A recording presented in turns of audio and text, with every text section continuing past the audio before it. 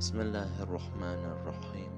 İnsanı qəflət yuxusundan oyadan itki, insanı qəflət yuxusundan oyanmasına səbəb olan nemət itkiləri əslində zərər və ziyana sayılmır. İmam Cəfər Sadiq əleyhissalam dostlarından birinə yaxınını itirdiyinə görə baş sağlığı verəndə belə buyurdu: Əgər itirdiyin bu şəxsin ölümü səni Allaha yaxınlaşdırıbsa, günahlardan uzaqlaşdırıbsa, o müsbət deyil, ilahi rəhmətdir.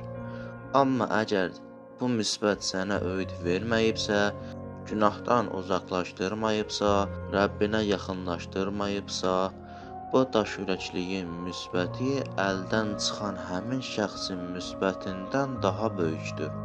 Əlbəttə, əgər Allahı tanıyırsansa.